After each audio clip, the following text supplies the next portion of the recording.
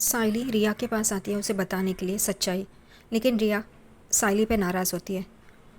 ये दिखाई भी देता है उसके बर्ताव से।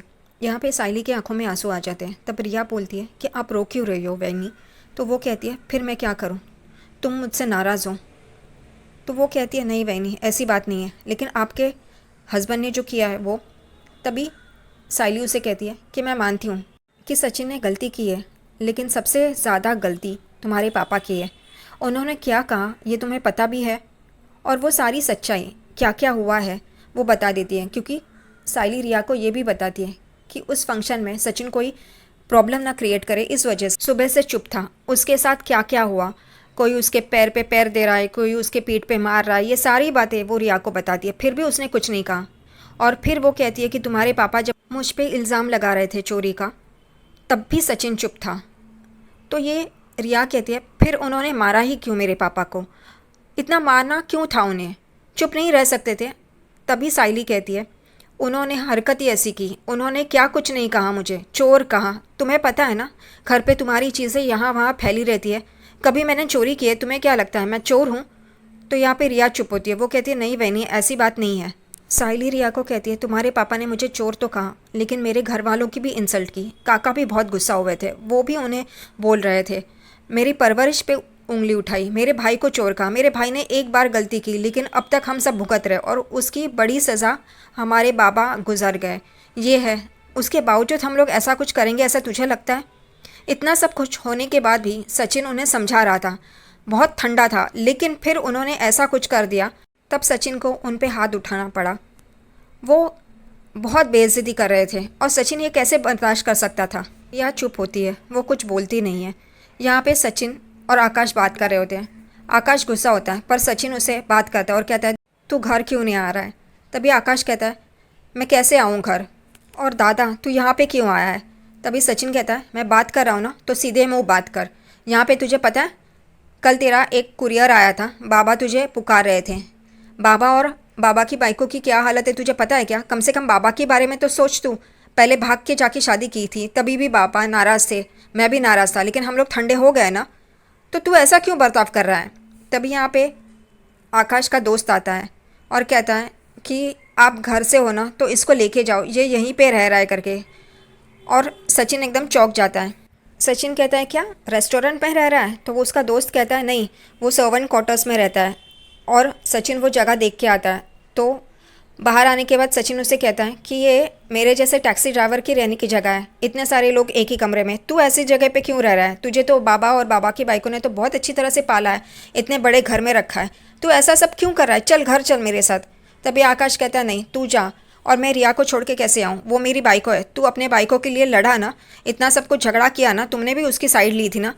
सचिन कहता है तो मैं ये नहीं कह रहा हूँ कि तेरी बाइकों को छोड़ के आ, तू पहले चल बाबा से मिल, वो ठीक हो जाएंगे, फिर तेरी बाइकों को लेके आना, वो अंग्रेज़ी मेंढक को वापस मना के लेके आएंगे हम लोग, तू चल। तो वो कहता है नहीं, मैं रिया के बगैर नहीं आऊँगा करके। यहाँ पे वापस आकाश का दोस्त आता है और कहता ओनर बुला रहा है करके। सचिन कहता है अरे वो हम लोग बात कर रहे हैं ना, तू क्यों बीच में आ रहा है? तभी आकाश कहता है दादा रुक, और उसे कहता है उनको बोल मैं आ रहा हूँ करके। और यहाँ पे आकाश कहता है मुझे जाना होगा करके, और वो चला जाता है वहाँ से। यहाँ पे साइली रोते हुए रिया को कहती है घर पे सब लोग तुम्हारा इंतज़ार कर रहे हैं, तुम चोर समझती हो मुझे, इस वजह से तुमने कुछ कहा नहीं ना। रिया कहती है तो आपने उसी वक्त ये सारी बातें क्यों नहीं कही? तभी साइली कहती है उस वक्त तुम्हारे बाबा ने कुछ बोलने भी दिया था? नहीं दिया था। और घर पे काका की क्या हालत है तुम्हें पता है? काको और काका तुम्हारा इंतज़ार कर रहे हैं घर पे, वो कब से राह देख रहे कि तुम दोनों जन आओगे, पर नहीं। साइली आखिरकार उठती है और वहाँ से चली जाती है और कहती है अब तुम्हारे हाथ में है, तुम सोचो इस बारे में, और जो तुम्हें ठीक लगे वो करो। साइली अपने आई के घर में फूलों की माला बना रही होती है। वहीं पर जुई, उसकी आई और दिलीप भी होते हैं। यहाँ पे सचिन ने साइली को कहा होता है कि तू आई के घर पे मत जा, क्योंकि वहाँ पे दिलीप भी होता है, फिर भी वो आई है। और वैसे ही हुआ, जब साइली ने ये सारी बातें बताई, तभी दिलीप जीजाजी पे यानी कि सचिन पे इल्ज़ाम लगाना शुरू कर देता है कि वो वैसे ही है, मारपीट करने वाले गुंडे हैं, उनको जाके उससे सॉरी कहना चाहिए। दिलीप की ये बातें सुन के जूही, साइली और साइली की माँ हैरान हो जाते हैं। जूही और साइली की माँ दिलीप को कहते हैं तू चुप रह, तुझे कुछ भी नहीं पता है। तो दिलीप कहता है उसमें क्या है, वो ऐसा ही करते हैं तो उनको तो भुगतना ही पड़ेगा ना। साइली गुस्से से दिलीप को देख रही होती है। जूही और जूही की माँ दोनों ही दिलीप से बात कर रहे होते हैं। तो क्या उन्होंने जो भी किया कहा वो सही था, हम लोग चोर हैं? और साइली की माँ कहती है ये सब तेरी वजह से है, तेरी वजह से उसको ये सब सुनना पड़ रहा है। तूने अगर जावाई बापू की बाइक चोरी नहीं की होती तो ये सब होता ही नहीं करके। पर फिर भी दिलीप कहाँ चुप रहने वाला है। आजकल उसमें भी रेणुका की एनर्जी आ गई है, जो चाहे वो सचिन को बोलता रहता है। जूही कहती है कि आकाश ने रिया से शादी करके ये गलत ही किया क्योंकि ऐसा परिवार मिला है उसे। तभी तुरंत जूही की माँ कहती है कि तुम दोनों की वजह से ही हुआ है और शादी तूने ही करवाई थी ना उन दोनों की। जूही चुप हो जाती है। जूही की माँ कहती है दिलीप और जूही उन दोनों को कि तुम दोनों की वजह से तुम्हारी ताई को भुगतना पड़ता है। तब दिलीप कहता है वो बड़े लोग हैं ना, इस वजह से वो कुछ भी कह सकते हैं, देखना हम भी उनके लेवल पे पहुंच जाएंगे और ये मैं बहुत ही जल्द करने वाला हूँ करके। और यहाँ पे जूही की माँ और साइली उसे देख रहे होते और वो उठ के वहाँ से चला जाता है। तेजस आराम कुर्सी में बैठ के अपना मोबाइल देख रहा होता है और परेश सोफे पे बैठा होता है। तभी साइली आती है और कहती है काका को कि चलिए खाना खाने के लिए चलिए करके, और वो अंदर चली जाती है। तभी यही सुन के परेश तेजस को कहता है चल खाना खाने के लिए। वो उठता है और अंदर जाने लगता है। तभी परेश उसे रोकता है और कहता है अरे रोशनी को तो बुला। तो वो रोशनी करके चिल्लाता है। रोशनी भी तुरंत बाहर आ जाती है। वो दोनों खाना खाने के लिए जा रहे होते हैं। तभी परेश तेजस को रोकता है और पूछता है तेरे जॉब के बारे में क्या हुआ, तू नौकरी ढूंढ रहा है ना? तभी यहाँ पे तेजस कहता है बाबा मेरे पास जॉब तो है, वो कनाडा वाली। तभी परेश यहाँ पे परेशान हो जाता है और कहता है तू कनाडा वाली जॉब को क्या लेके बैठा है? तुझे पता है ना वो जॉब तेरे लिए नहीं है, पैसे दे के कौन जॉब देता है? यहाँ पे उतने में सचिन भी आ जाता है और सचिन बोलना शुरू कर देता है कि दुबई वाले पप्पा है ना वो देंगे। अरे हाँ वो तो आई ही नहीं ना, वो है या नहीं है यही पता नहीं। रोशनी ये सुन के गुस्सा हो जाती है और वो कहती है काका आप इसे बोलिए कि चुप रहे करके। तभी यहाँ पे परेश सचिन की तरफ देखता है। तभी सचिन कहता है हाँ मैं चुप बैठा है बाबा, समझ में आया। तभी यहाँ पे वापस परेश तेजस को कहता है वो जॉब छोड़ और कोई दूसरी नौकरी ढंग की ढूंढ ले। यहाँ पे तेजस कहता है बाबा लेकिन, और ये है वापस सचिन कहता है ये दुबई से तो पैसे आने से रहे, और वो घड़ी घड़ी रोशनी के पापा का नाम ले रहा होता है। रोशनी भड़क जाती है। तभी यहाँ पे वो कहती है कि तुम्हें क्या लेना देना है उससे। परेश रोशनी को कहता है शांत रहो, हम यहाँ पे झगड़ा करने के लिए नहीं है। यहाँ पे सचिन को वो कहता है तू अंदर जा खाना खाने के लिए। सचिन अंदर जाता है और साइली के पास आता है और कहता है कि तूने देखा जब भी इसके पापा का नाम लेते हैं ये कुछ ना कुछ अजीब हो जाती है, ये बहुत सारे सवाल पूछने लग जाती है और इसको डर लगने लग जाता है। तभी यहाँ पे साइली कहती है हाँ मैंने भी देखा, और वो सचिन को वो बात भी बता देती है जब उसने सचिन के लिए गाड़ी खरीदी तभी रोशनी कैसे उसके पास आई और इतने सारे सवाल पूछ रही थी, कैसे खरीदी, कहाँ से लिए पैसे, तुम्हारे पास इतने पैसे कहाँ से आए, ये सब। तभी सचिन साइली को बोलता है फिर तूने ये बात मुझे पहले क्यों नहीं बताई? और उतने में ही काका यानी कि परेश, तेजस, रोशनी ये सब खाना खाने के लिए अंदर आ रहे होते हैं और वो टॉपिक चेंज कर देते हैं।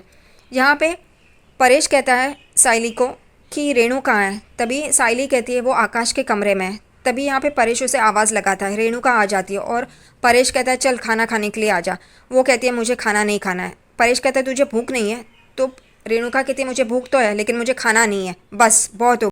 तभी यहाँ पे साइली उसे कहती है कि काकू आपकी तबीयत ख़राब हो जाएगी अगर आपने खाना नहीं खाया तो। यहाँ पे काकू चढ़ जाती है साइली पे कि हाँ हाँ देखो तो कितना दिखा रही है अपनापन, तेरी वजह से ये सब कुछ हुआ है, मेरा बेटा तेरी वजह से इस घर में नहीं है, और देखो तो इसे कुछ भी नहीं लग रहा है। यहाँ पे साइली कहती है काकू आप हर इल्ज़ाम मुझ पे क्यों डाल रही है, मैंने क्या किया है? कभी परेश भी रेणुका को कहता है रेणु तू उसको क्यों डांट रही है, उसने क्या किया है? तभी यहाँ पे रेणुका कहती है उसी की वजह से तो आकाश चला गया ना, मेरे दोनों बच्चे यहाँ पे नहीं है, इसने अपने पति को वश में कर रखा है, इसने अपने पति पे वशीकरण किया है। तभी यहाँ पे सचिन बोलता है बाबा ये वशी और करण ये दोनों कौन है? तभी यहाँ पे परेश गुस्से से सचिन को देखता है और साइली भी। तभी वो कहता है ठीक है जाने दे करके। रेणुका कहती है मैं नहीं खाऊंगी करके, मैं पानी भी नहीं पीऊँगी। तभी सचिन कहता है फिर तू दंत मंजन कैसे करेगी? बाबा एक काम करते हैं, इसको वो सूखी लकड़ी रहती है ना दातुन, वो ला के देते हैं। सचिन यहाँ पे मजाक कर रहा होता है। तभी यहाँ पे रेणुका को गुस्सा आता है और वो कहती है मैं नहीं खाऊंगी करके, और वो जाके कुर्सी पे बैठ जाती है। यहाँ पे रोशनी चांस लेती है और काकू को खुश करने का मौका नहीं छोड़ती है। वो कहती है अगर काकू नहीं खा रही है तो मैं भी नहीं खाऊंगी, और तेजस भी नहीं खाएगा। तेजस एकदम चौंक जाता है क्योंकि उसे तो भूख लगी होती है। वो कह रहा होता है अरे रोशनी ऐसा नहीं। वो उसे हाथ पकड़ के वहाँ से लेके जाती है और काकू के साइड में खड़ा कर देती है। यहाँ पे परेश उसके पास आता है, रेणुका के पास आता है और कहता है, देख रेणु, आकाश आएगा, मेरी उससे बात हुई है, लेकिन तू ये खाना पीना छोड़ के क्या करेगी, अपनी तबीयत खराब करेगी। लेकिन रेणुका सुनने के कगार पे नहीं है। वो कहती है मैं नहीं खाऊंगी मतलब नहीं खाऊंगी। यहाँ पे परेश रोशनी को कहता है ये नहीं खा रही है, ये समझ में आ रहा है, लेकिन तुम क्यों नहीं खा रही हो रोशनी।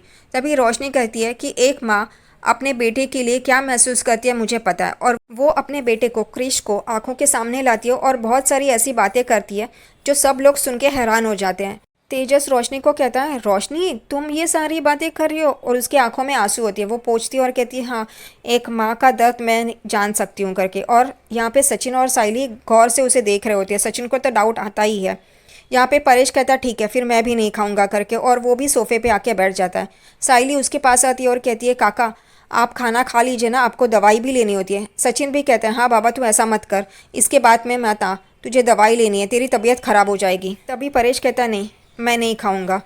यहाँ पे सचिन कहता है मेरी आका से बात हुई है, वो यही कह रहा है कि वो रिया को लेके आएगा करके, तो ये सब करने से क्या मतलब है करके, और वो भी होटल में रह रहा है, उसके रेस्टोरेंट में रह रहा है।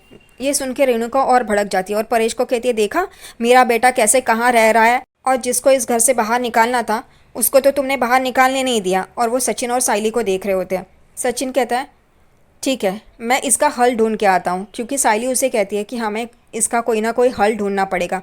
तभी सचिन वहाँ से जाता है और कहता है मैं हल ढूंढ के आता हूँ करके, और सब लोग उसे देख रहे होते हैं। रोशनी ये देख के चौंक जाती है और वो यही सोचती है कि रिया और आकाश इस घर में वापस नहीं आने चाहिए, वरना ये काकू मेरे बाबा के पीछे पड़ जाएगी और मेरे पीछे पड़ जाएगी। इस वजह से वो दोनों वापस नहीं आने चाहिए।